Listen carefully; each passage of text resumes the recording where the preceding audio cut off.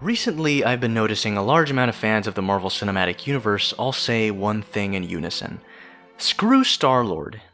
Why? Because of the events of Infinity War, an upsetting amount of people are saying that Star-Lord is a piece of garbage, and let his emotions get the better of him. Well, yes. What did you expect? Viewers go to movies to watch their favorite characters do cool things and grow as people, but recently a lot of viewers, especially those that are part of a fan base, are beginning to despise flawed characters. Flawed, as in Luke Skywalker not wanting to return as a Jedi, and in fact wanting the Order to end, as the philosophy no longer was something he felt could truly bring order to all things. Flawed, as in Peter Quill acting out of anger and desperation after the realization that the woman he loves, one of the few people he truly loves, is now gone. After the death of his mother and then his father, how does one expect Peter to react? He's a character based on emotion, and when it gets to him, bad things can happen. That's his flaw. I think flawed characters are the most interesting thing imaginable, to be honest.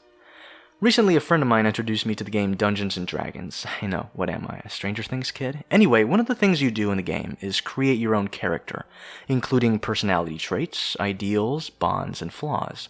And every time we got closer to figuring out what could be a flaw for the character, I got more and more excited.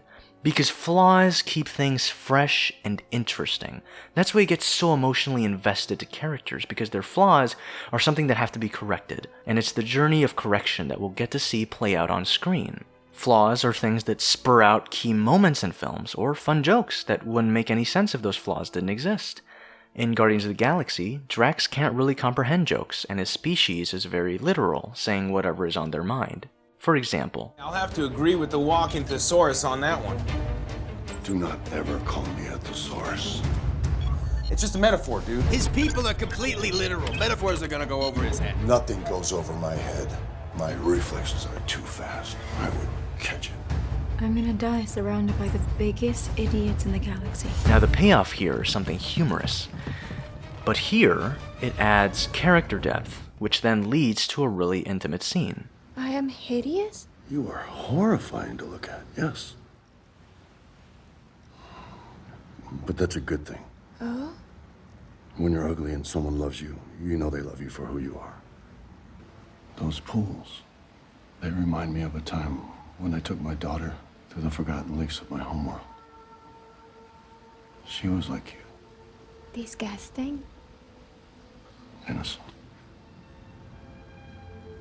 And it's these moments that are what flaws are written for.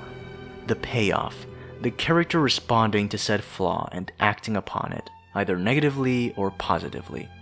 That's what leads to interesting story dynamics. Thankfully, flaws exist, because that makes life so much more interesting, doesn't it? Do you think you got him?